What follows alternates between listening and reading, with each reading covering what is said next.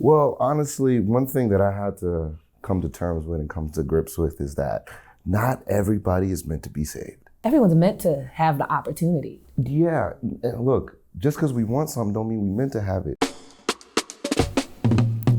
On this episode of Consider That, we are going to be exploring the iconic HBO series, The Wire, and its intersection with the real lives, communities, and experiences of our guests.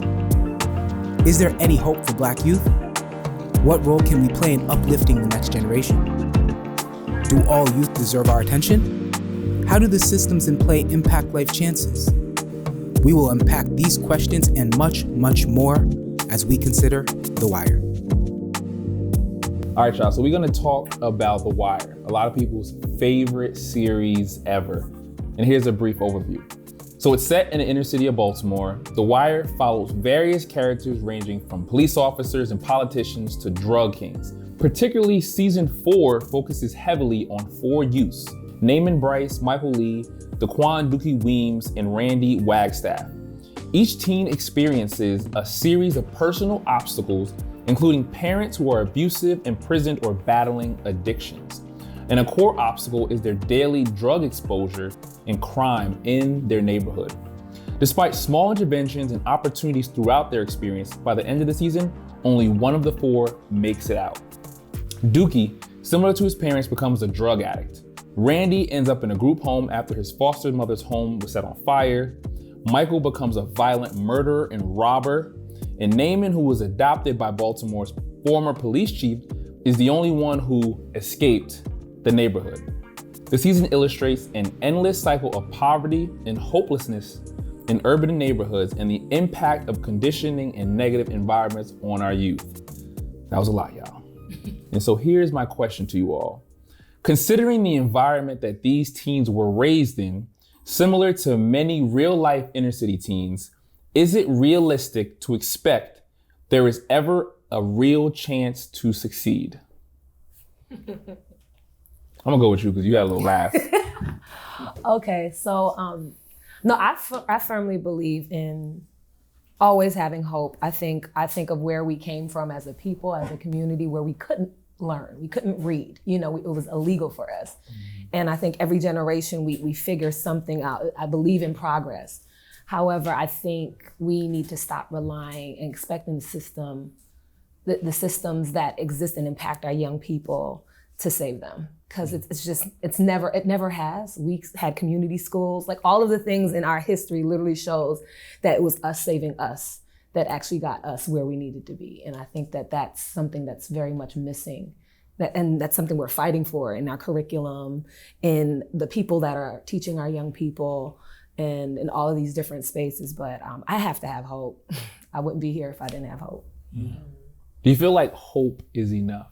Oh no. And I only ask hope in action. Hope in action, there you go. Because, you know, right, we talk about these 4 youths and obviously only one of them made it out because a police chief actually plucked him out. And oftentimes, you know, the entire community can't be plucked out. And yet we would love for people to just have the right attention and dedication that they deserve, but it's not always possible. So you mentioned hope in action. And so I'm curious, have you seen environments similar to Baltimore, maybe where you live, where hope in action is actually taking place? I firmly believe that we can see change in all of our communities. I think the big thing is, and you see it in how Naaman was there, how the police chief was in the school and realized this place was not gonna be it. As a person that works in the community, runs a nonprofit, Urban Word, I've constantly seen how these community members, these community organizations, nonprofit organizations, and I know you're all gonna speak to the different ones you've worked with, but how that those external spaces that validate young people's lives, their stories, their identities, recognizes the realities that they come from, that it's complex. It's not just, you need better parents. It's like, I don't have food. It's all of these other things that impact how they show up, even when they come into school. And the schools themselves don't always recognize that, but a lot of times it's the people in the community that actually make that impact. And I think we need to focus on really supporting the folks in the community that are serving these communities that are actually making the impact. I'm curious, anybody else, what are your thoughts? As somebody who runs a nonprofit, I've been doing it for 11 years, the hope that there is within us. As long as we continue to rely on the system, whether that's education, the political system, the government in general, we're going to continue to be in this cycle. But realizing that at the same time, we have to be very, very tactical about how we move as far as empowering, educating, and supporting our communities. A lot of times we allow other people who do not look like us to kind of just infringe in our communities. And also, while they may seem like they are working with us, quietly working against us. And the thing about it is that a lot of times, surprisingly, many leaders within the schools, within the political ranks, they don't kind of just see things from a distance and understand that this is deeper than pretty much these people wanting to just do good work and kind of just come in and help and support our people. Yeah, season 4 of The Wire, I was filled with emotions because everything that I saw from the 4 young characters that that season focused on to be basically the families, the schools, their other peers that were centered around them, eerily similar to what I see in East New York, in the South Bronx, and South Side Jamaica, Queens as well. Again, this is a reminder of just that we don't realize there's so many different factors working against us, but no one is looking at the deep root of these issues. We're so focused on the surface base that we never get things really truly changed. And that's what I said before, at the end of the day, the change, any hope that's going to happen to change our communities and our next generation, it starts and ends with us, bottom line. Yeah, a lot of what you said, it hit home because obviously if you depend on the system, you're gonna continue to be disappointed. It starts within us, but you have to be tactical with it because, toying won't be around forever, right? And so how do you make sure there is almost like a new system built in a way that is like indestructible? But Jay, I do want to bring you in just because what do you feel like sets apart, those that are able to make it out, so to speak, right? Lamont talked about being from Brownsville, when I think the only thing that's portrayed about Brownsville most of the time is, one narrative, but that's not the full narrative. And so, what does it look like for those who are able to get out? Well, honestly, one thing that I had to come to terms with and come to grips with is that not everybody is meant to be saved. That's just across the board. Across the board. That's deep. Bro, you can bring the horse to water, but you can't force him to what? Drink. Come on now. I mean, don't say meant to be saved. Maybe they won't be saved. I feel like, listen, because everyone's meant to have the opportunity. Yeah, and look, just because we want something don't mean we meant to have it. Because my point is this, right? And this is something that, like I said, this took a lot for me to look at objectively, because if we talk about statistics, right, numbers, which is the language that the universe speaks, because we didn't invent math, right? We discovered it, right? So we're talking about statistics, mathematics.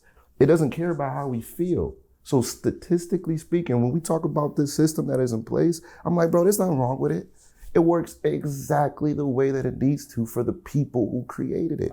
So what we're calling for, because I concur with you, I agree with you wholeheartedly, what we have to call for is a complete radicalization of the current system. But what happens with that is what comes with radicalization is fear of the unknown. You feel what I'm saying? Yeah. That's just the primal thing that we can't really fight against. So what I try to do is, with the community work that I do, is I really try to signify and look for the people who are trying to help themselves. You know what I'm saying? And help them carry that load. You know what I'm saying? Because that was done for me. All the mentors that I have in my life, I have them because what I did was I figured out what it is that I wanted to do based upon my core values. And all I did was go to the places that those people are and ask them, how can I help them?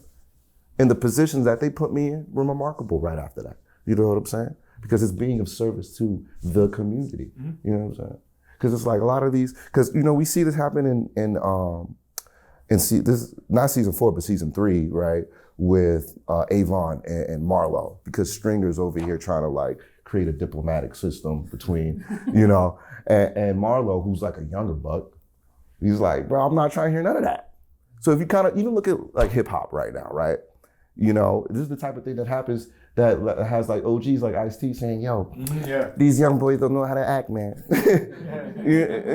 These young kids got no respect, you know what I'm saying? But like, it's like, what happens is because they try to tell them to do the same things that were being told to them, but it's like at that point, the youth, because we have to give them more credit. They're completely aware that whatever is going on, it's not in their favor. It's just not in their favor, right? Yeah. So it's like, I don't mean to be long-winded, but it's just, I feel a lot of the sentiments that everybody is making, but it's like, at the end of the day, is there a lot of hope? No, there's not. There's not. And that's really what the reality is. You know what though? I think to your point though, and just Isaac, just a brother, just the fear of the unknown, right? Which you said earlier. I think when you look at that statement, the youth in any particular situation, they were the ones that came up and broke that level of oppression. They were the ones that came and broke through and any real true revolutions out there. And so you have to look toward the youth. And that's a fear of the unknown for older folks. Because it's like, well, I'm so used to holding these reins. Why am I, to who? What? With the pants that low? I don't know. I'm gonna hold on to these reins for a little bit longer. And then what happens is you haven't groomed anybody underneath you, right? And so then you have these brothers and sisters who are, quote unquote, lost to the system, but it's lost to their system. It's lost to the system that we didn't create for ourselves. But it's real because it's like, we don't know the answers we don't have the answers to everything. There's a couple of us at this table right now, we don't have the answers. That's like the United Nations when they came to existence in 1940, right? Like they created their charter and they came to existence and they said, hey, the Security Council, we're gonna have these X nations, like 6 nations, right? Everybody has a veto power. It's gonna be great. It's gonna be awesome. And then any nation can join and it's gonna be great, right? But the Security Council is gonna be the one that determines all these things, right? Today, fast forward to today, right? Decades later, it doesn't work the way it needs to work for the world.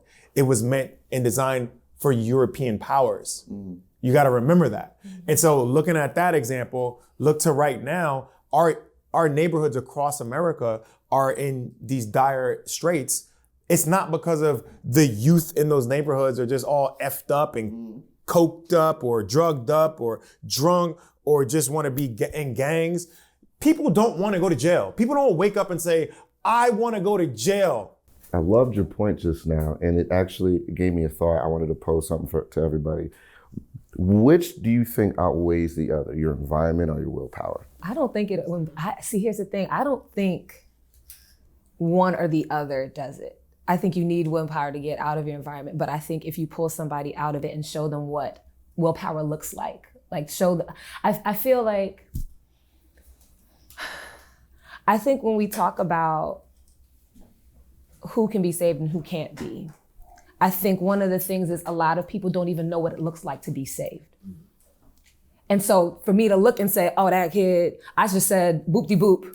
If you jump on board, and I've seen this happen, it's why a lot of the great services happen don't go to the kids that most need it, is that we go, oh, they're disengaged. They don't want to drink the water. Yep. But a lot of times it's like, you don't even know what water tastes like. And so I think that that's the part of the environment. It's not so much willpower, but more just like it's vision. Like I think if I can get a young person to see themselves outside of where they are, I can take them anywhere. But the problem is in their environment, if that's all they see, if all they see is their parents hating their job and working really hard and upset and miserable when they get home, if all they see, what was it Kanye said, as a shorty, I looked up to the dope man, only a dope man, I knew that. If the only person rich I see that looked like me is selling drugs or doing something here or playing basketball or a rapper, I'm not thinking about being a camera person. I'm not thinking about being a sound engineer. I'm thinking about what I see. So I think you can get the resilience, you can get the willpower. I think the thing about it is being able to, I think it's not willpower, it's vision. If I can get a young person to see, just like maybe this ain't where you're supposed to be. Maybe, you're really smart and you could really go other places. Maybe you don't have to be a construction worker. Maybe you own a construction company. Like if I can get them to see that, not saying it's gonna be easy, not saying that there aren't habits or norms that they have to kind of move out of, but that that vision is the thing that kind of like makes everything else kind of be a little bit more to trickle out. I mean, I would even say even more directly though, to answer your question, my first instinct is say environment, right? Because I think my environment looked a complete 180 from Baltimore, right? So when I grew up, it wasn't an if, and, or but. I would go to high school or college, it was a when. It was an expectation, right? And I was one of those black kids in Jack and Jill, right? The black kids in the white neighborhoods. And so, you know, I'm around some of my friends' parents who are doctors and lawyers. So that's all I saw. I think a willpower can be developed from that. I've always had, I want to be the best at everything I do, you know, and did that come from me being born? Did that come from what I saw?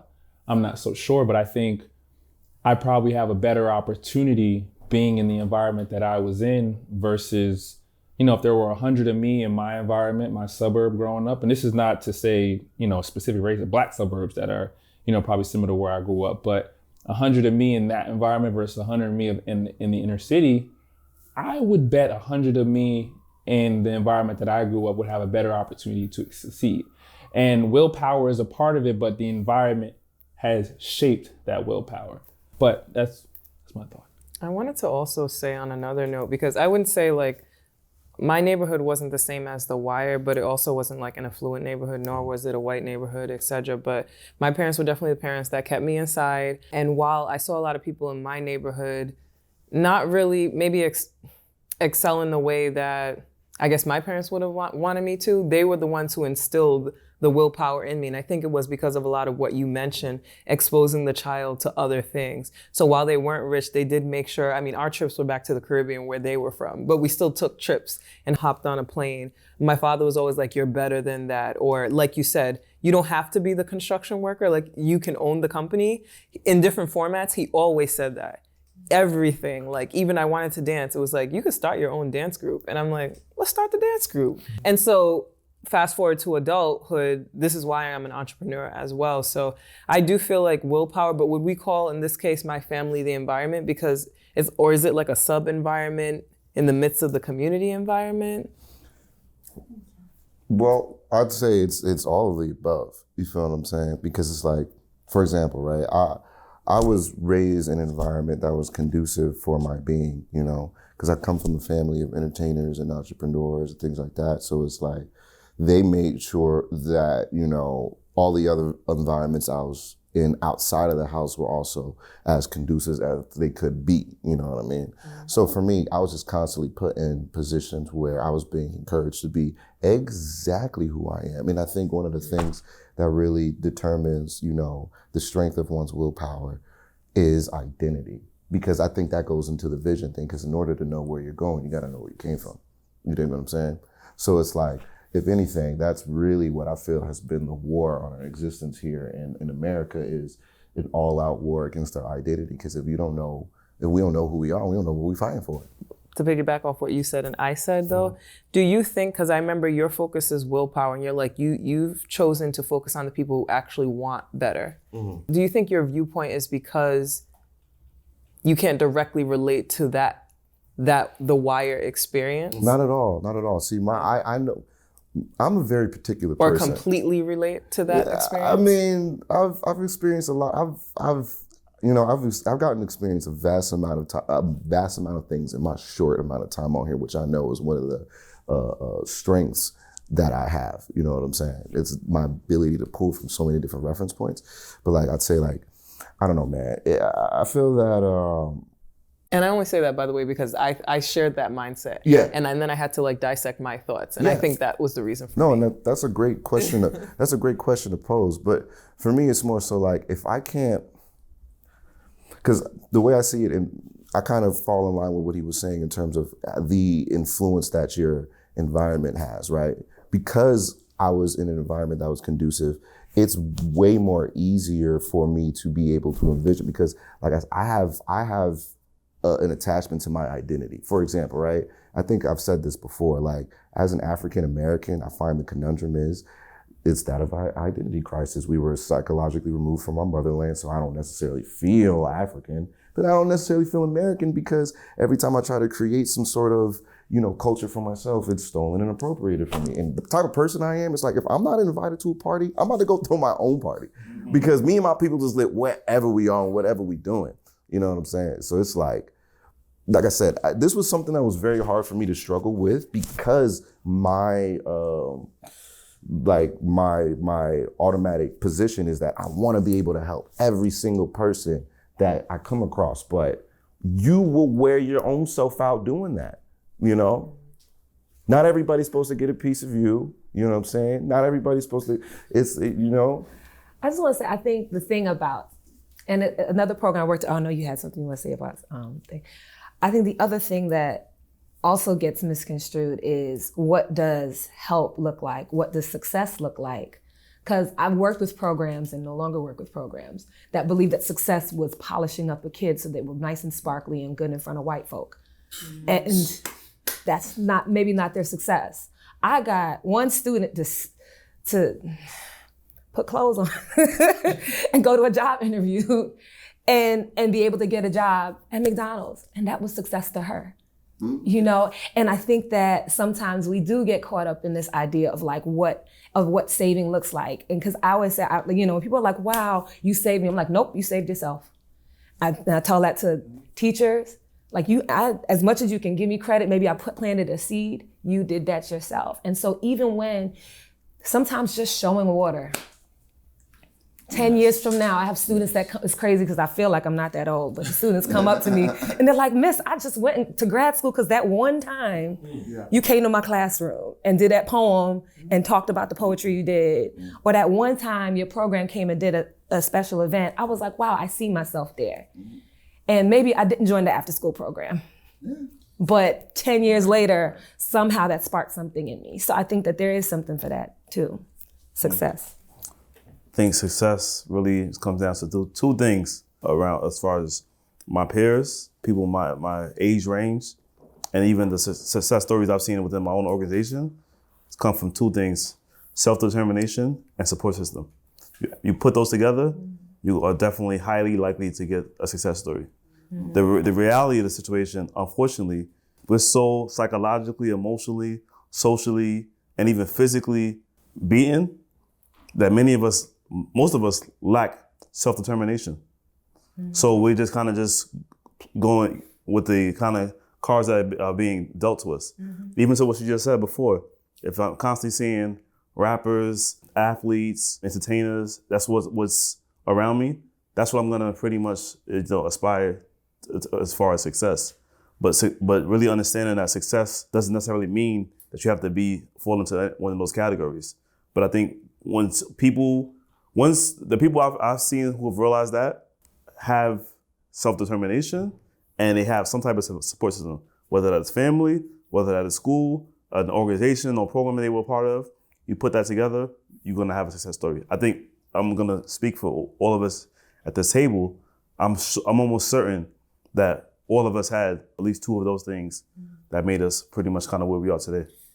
All right, so I want to pivot back into the actual show, right? Because we saw in season 4, the police chief actually started an after-school program to reach the youth, right? Particularly the corner boys, helping them navigate the school environment and things that they were covering in school through the language that they actually knew. But when the school administration found out about it and their test scores weren't going up, it actually shut down. So I'm curious in that scenario, how you all feel about it, because I think obviously someone was trying to help, but then the system shut it down. So I can personally speak from 10 and a half years of experience of that. My organization has literally changed lives of not only kids, but families for many years. We have gotten resources, funding, and support, to basically provide certain services to students and actually execute it at a high level. But due to the fact that test scores didn't necessarily increase, or basically students maybe not have responded academically in a way that the schools expected, those resources or support opportunities were taken away from us.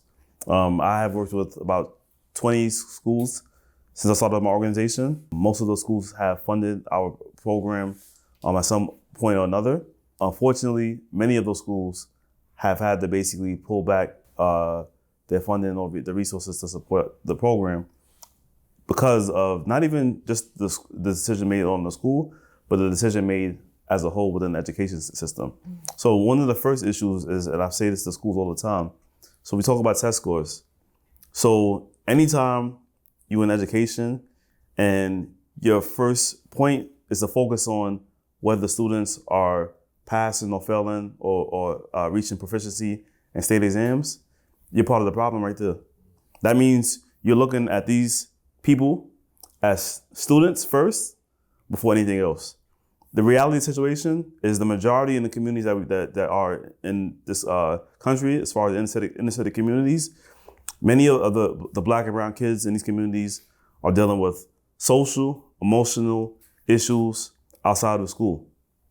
At the end of the day, if those issues are not being addressed or they're not being supported, it doesn't even matter what they're learning in school. It's not even gonna matter. The unfortunate thing is there are school leaders who still to this day focus so much on test scores because that equals raises, that equals high ratings, things of that nature. And to me, at the end of the day, I look at this like, okay, so you really don't care about the social emotional well-being of these kids when you pretty much are willing to remove resources or funding from programs that are having a positive impact on those same areas. And that's something that continues as far as the cycle. And the sad reality, a lot of times, those people who are making those decisions, they're not us. They don't let any of us over at this table. If the school is gonna basically make that call to pull the funding and resources, we as a community have to come together and say, no, you can't do that. Or be able to find somebody within the community that is willing to say, okay, got it. This is what's gonna happen. So I'm gonna intervene and I'm gonna support this program to keep it going. So. Yeah, I could remember even mentoring a bunch of young high school students in the Bronx a few years back, and a couple of the students that I was mentoring, one, he was a sophomore in high school. He would have to work at the mechanic shop 2-3 hours before school just to help provide for his family. And a lot of them were first generation Americans. Their parents were immigrants, and they were living 5-6 people to one room, and they still could barely afford to live. And once again, realizing my experience compared to what they are. Once again, when you talk about administration is often looking at them as students first and not humans and people dealing with a lot of these obstacles, right. I think that's what misses the mark. But I know, Chanel, you've also had experiences maybe with pulling funding. I'm actually curious, like, what's the timeline that people actually give you in terms of, we're giving you this money, now fix things? Like, what does that even look like? Well, I mean, I was gonna even predate me being the ED at the organization I'm at. I was in the school, I was a teacher. And I taught poetry and hip hop, and it was a pathway to literacy. And it's like, yes, you gave me the resources, like you're paying me to be able to do this, but you're not actually making a system where I can actually be successful, because I got 50 students in the class and it's just me. And then they divided it by gender. So I got 50 boys in my class, love them to death. Then instead of having Jim, they have me. Oh, man. How successful do you want it to be? And so I think the thing that I look at what he was going through, because there was one point in time with the officer, he like threw this horrible tantrum, and and it's like, I've seen that rage, I felt that rage, where you're like, yo, if you just if you just actually paid attention and really not only if you gave me the means to really be successful here, like you actually gave me a setup that would provide me, you actually might get those test scores, right? You might actually get the other things. But it's like, they're like, okay, I'll throw you a bone, you get this, but I'm not gonna give you any help. The teacher that's supposed to be in the classroom with you, they're gonna go on break. So now I am the only person managing a whole bunch of different behaviors that I don't know. I don't even know that half of my class is special ed. No one told me, which would have me actually be supported if I come in the classroom. So like, it's like, even if they gave him the program on The Wire, and it's like, how much did you actually put behind that program being successful for those young people before you had the expectation of what it needs to look like for it to be considered a success. And I think that that's part of the problem, is that we're working on other people's timelines. We're working on other people's definitions, back to the beginning that we talked about, what's successful. I'm like, that kid did, none of those kids that were in my program got suspended. And there were kids that used to get suspended quite often. I'm talking about one class I taught, it was literally 4 of those students were the bottom 4 sophomores in the school, 0.0 in their sophomore year. They were early for my class. If they missed the class, they were like, Miss Gabriel, I'm so sorry. Like, it was, and what does that say? For you to not be successful in all those other places and be successful here. Maybe we need to talk to them other teachers. So I want to talk about another situation. I'm thinking about Randy right now. And I know that he had a good setup with his foster home. He didn't want to mess that up when he got in trouble at school. He ended up sharing some information with the cops in order to hopefully get out of that situation. But then he was labeled as a snitch. The cops failed him, letting this information out. And ultimately, his foster parents' home got burnt, or foster mother's home. Someone burnt it down. He landed back in the group home and was hardened from that point. And so I keep looking at you, Lamont, because you've talked about how the system has failed us. So I want to know what your thoughts are on that situation. Oh yeah, sure. I mean, first off, that's a hard situation, even though it's in a fictitious setting on this TV show. There are instances that probably mirror real life for individuals that may be watching this taping right now, right? So I want to acknowledge that and that trauma that it could cause. My pastor said this, and it stuck. He didn't say this often, but he said this. Pastor A.R. Bernard of Christian Cultural Center in Brooklyn. He said this in a sermon once, and I don't think he understood how much this like really resonated with me, or at least just with his congregation. But people will neglect things that they do not know the value of. You do not know the value of something, you're going to neglect it. Okay? And I'm gonna push that back. Look, I'm born, raised Brooklyn, New York. I spent 6 years in high school. 6. I'm a well-polished brother. I spent 6 years in high school. I spent 4 here in New York. I went to 3 different high schools in New York City. I didn't do well.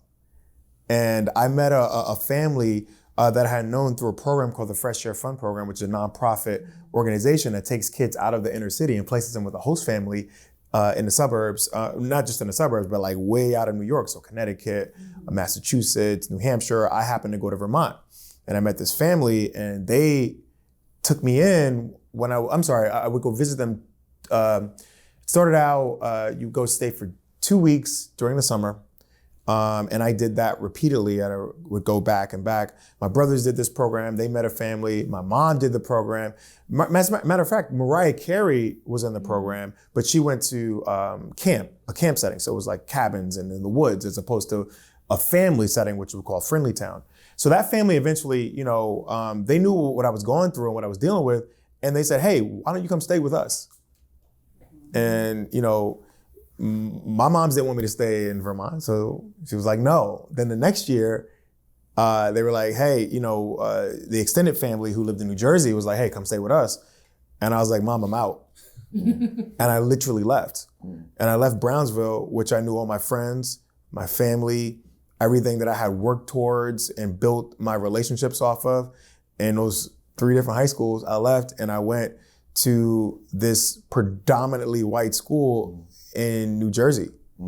So would you say that you left your home environment to go to another environment that you felt would be conducive for what it was that you was trying to do? I'm bringing it back to the system failed me. And I had, thank God, because I said my God is an awesome God, things don't happen by accident.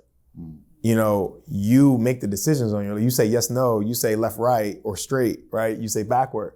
But you make those decisions, but the path is laid before you and you have to make those decisions. I was able to make that decision and said, what I was doing and where I was at that point wasn't working, and I'm gonna try this thing. Granted, it presented a whole set of different challenges for me that I had to, face and overcome, but I was built up to succeed in those challenges. But I think we go back to the show and systems failing, I think it's important to recognize and understand it's about numbers. It's about data. Whether you're a nonprofit and you've got funding to get these kids across this line, right? Or you're an ED, for a nonprofit and you're working to try to get the board to, you're trying to get them in this direction so you can get these funds or prove a point to justify this grant, right? Or you're a teacher that is a lone wolf in a school system that is chaotic.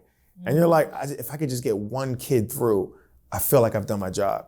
Like these systems are built on top of systems that are built on top of systems that are built on top of systems that don't mean a damn thing for our people. Tell you that right now. And we've got to radically think about how we want to wipe it down, start over, because what we're doing, and if we keep going in those directions, we're going to keep having these systems. We're going to keep having these instances where you look online and you see, oh, John Doe, who didn't have a shot at life, did this tragic thing at this school or at this mall or on this trail. It's well beyond that. We've got to wake up to it and not be just sheep to like, all right, this is it. This is the milk that they're giving us. We're going to drink this milk and go to bed. So speaking about another system at play, in the series, we also saw Dookie, who was probably one of the most academically advanced of the four, but he had parents who were drug addicts, right? And it got so bad that his mother would actually sell his clothing so that she could get drugs. And then we saw hit the parallel of having Bubbles, who was kind of like the neighborhood crack addict. And eventually by the end of the season, we saw Dookie in a way, he became a teen drug addict, replacing Bubbles. And then Bubbles kind of came out of his drug addict phase and got himself together, but we saw the replacement.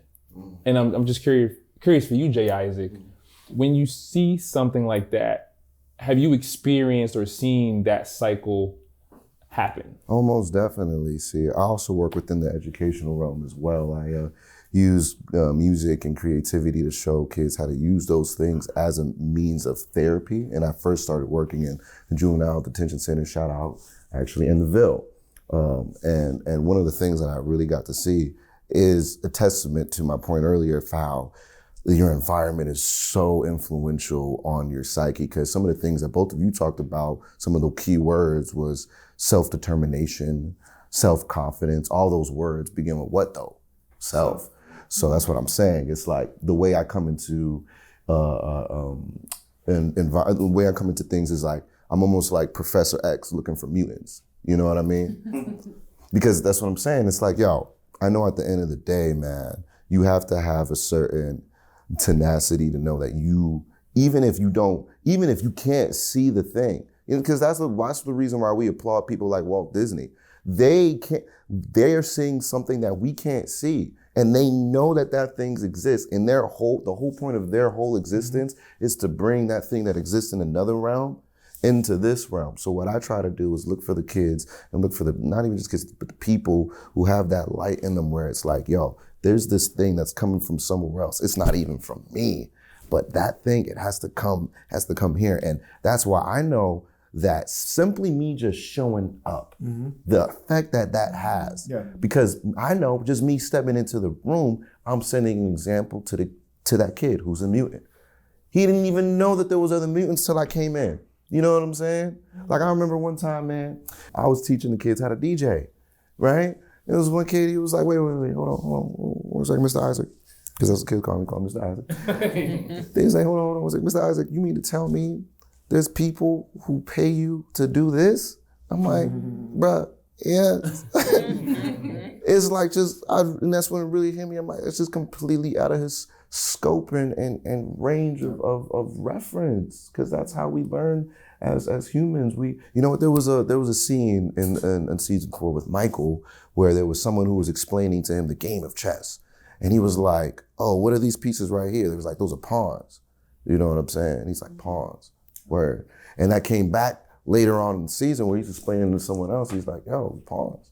You know what I mean? So it's like those kids, they have to be sharp. They have to be bright, because if they're not gonna make it. So when we talk about, the ones who make it out, first of all, if you're not dead or in jail, you already done made it out. So part of the thing is we aren't legacy minded anymore. That's one of the things that was taken away from us when our identity was taken away from us. So the thing is, it's like, how can I worry about next week, let alone 5-10 years from now when I have to worry about today. Survival mode. Survival mode. They not playing that game.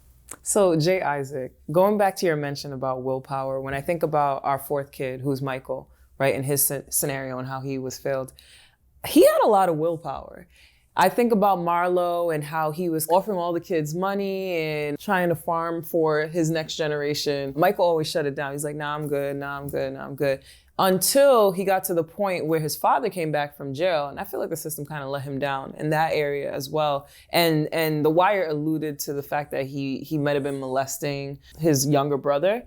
At that point, Michael felt like he needed outside help from Marlo to handle that situation and get the father out of his life. And then that's when his whole life changed and now he became a part of that group. But I want to know your thoughts on that and the similar experiences that you witnessed with youth. I guess when I hear that story, I think about what it means to protect our young people and like how effective are we? How much are we protecting the young people that we all serve, the young people we see? I really want this next generation to know that they have power. And I think I look at that as Michael really finding like in the moment, like I am powerless right now. And I don't have any other protection, so I have to go this other route. And so what would happen if Michael knew that he had power to find a way out in another way? Like, I just think about how much we don't, and respectability politics aside, right? What does it look like to provide spaces and platforms for young people's strengths to be constantly praised, for young people to have these other safe spaces where they can feel comfortable talking about what's going on at home? Because Michael was bearing the brunt of that by himself. And I do a lot of work in the arts. I know we know what the arts, how the power that the arts can bring to spaces. And when you're in schools and when you're in these other systems, they don't have spaces for them to bring their narratives and their stories. They don't have safer spaces where they can say, this is what's going on at home, and I trust these people around me to help me and protect me. And so one of the other aspects of us really reimagining what the systems are that we're a part of is really thinking about like, how do we give the young people what they need to be the thing that we want them to be, right? Where we have all these goals and aspirations. You can be this, you can be anything, you grow up. But are we actually giving them the protection and the safety that they need to be able to dream? Are we giving them the places to be creative and to use that tool, that part of their brain that allows them to imagine? And Black children don't have the luxury of imagining and dreaming. And so I guess that's what that spurs in me is just, and for me, what I do and the work that I care about and the work that I do with my organization, Urban Word, a lot of times it is the creativity that leads to all of those safer spaces. That thing means so much. And so many times we've come into schools and done workshops and literally watched the teachers go, I didn't know that was going on in their house. During COVID, we had workshops online. A kid said, can I say something? At the end of this is a virtual assembly, the highest attendance they had all year. It was a virtual poetry assembly. And this kid said, my dad died last week. And all the teachers were like, we had no clue. Now, if we didn't have that poetry space, we didn't have that creative safe space that existed, how would anybody know that? So I just think about like, what does it look like to give spaces and create safe spaces for these young people that we want to be able to take the reins, give them the reins early, and let them know that they do have power and that there is something else out there for them. And we're gonna make sure that they get that. As far as the reference point to Michael's character in the show, very, very similar situation with my organization a few years ago. We had a young man that basically, was with our program from the 7th grade all the way through high school. So basically 6 years. It was a battle, but made it out on time, graduated high school on time. Two things happened at the same time, and it's caused a chain reaction. And I think they both into the system. Number one, he registered for college, for Medgar Evers College, but because of the financial aid issues or lack thereof from the community schools, after the first week, he stopped going to school. Combine that with around that time that happened, his older brother, who was locked up, came back home. And it went from him and his mother being the only people there, and his stepfather, to him, his mother, his stepfather, and now his brother who just came home. And it's crazy because his brother came home in that same time frame and immediately negative influence on him. Kind of just pulled him into the streets, got caught on some serious weapon charges, and within a couple months, he's locked up in jail. Based off of technicalities, was able to get out of a serious charge. But unfortunately, in the communities, being arrested or charged for serious charges can be looked at as a badge of honor. And he used that as a platform to become, one of the most popular rappers in New York City. I don't want to say his name. And basically went from being somebody who graduated high school in time, was supposed to be in college, but now became a rapper that basically glorified to the drill music. The violence, the negativity, all those things that we try to avoid glorifying his music. And then on top of that, what we saw as the system, him glorifying all of that stuff allows him to become one of the most famous, artists in New York City, and signed to one of the biggest record labels in the country off of all that. And this is 3 different systems working in one. And this is basically, that's just one example of, how the systems work against us, even when we're trying our best to pretty much overcome it. It's so interesting that he said how the systems work against us, because I could see someone watching this and being like, what, it worked for him? What you talking about? It's crazy that you say that, because I work very heavily within the music industry, and I just gotta say, the way that the media works in general, it's almost like modern day gladiators, where it's like the same thing that they did in Rome, right? Where they took people who were slaves and at the lowest points of society and put them in an arena and forced them to fight for their own survival, right? For our own amusement. It's the same thing, except instead of a Roman Colosseum, it's Madison Square Garden. And instead of knives and swords, it's a mic. You dig what I'm saying? So that's how I kind of take that. That's powerful right there, bro. That's a bar. It That's is. powerful. Okay, poet. We look at all these systems and there are ways that the systems have failed us, certainly. But one thing I love from the 5th and final situation was Naaman's. And what that taught me is that we're all empowered to help individually. Like, we don't have to be a part of an organization. What all of y'all do, thank you so much. But I also feel super empowered by Naaman to know, okay, whether I'm volunteering or doing this on my own, just affecting one person, that can change the trajectory of their life, which then in turn continues to affect other people's lives in the community and also aids in the effort. So thank you so much for all of that feedback. We greatly appreciate y'all joining us, and thank you for encouraging us. The Wire is considered by a lot of people to be one of the best TV shows ever. I want to know if y'all agree. And if you don't, what show do you think is the best? He's itching. I feel like we must. Go ahead, Toyin. I think the Wire was cool. I think the best show of all time for me personally, and kind of just went to what we discussed tonight, hands down, A Different World. A Different World. Yes. If it wasn't for A Different World showed me Black excellence. It showed me that Black people can educate and empower other Black people to do well. It was one of the things that inspired me to stay in school and end up going to HBCU. It showed so many different examples, good, bad, in between. Definitely, I think that was the greatest show of all time, in my opinion. Is that what you were gonna say? It's not what I was going to say. To each his own. Respectfully, I mean, that's just such a hard and loaded question, especially as someone who works in the industry. But I will say, I lost all faith in Hollywood when they canceled Lovecraft Country.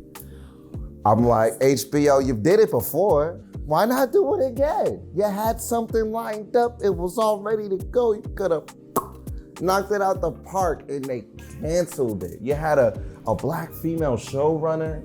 You even had the nerds of all nerds supporting J.J. Abrams. You got him behind the project. And it's like, and see, if there's anything, if I would put that up in my top, 5 for any reason, it's because it shows that there is spiritual wickedness in high places, and that's what I'm gonna leave at. All right, what about you, Lamont?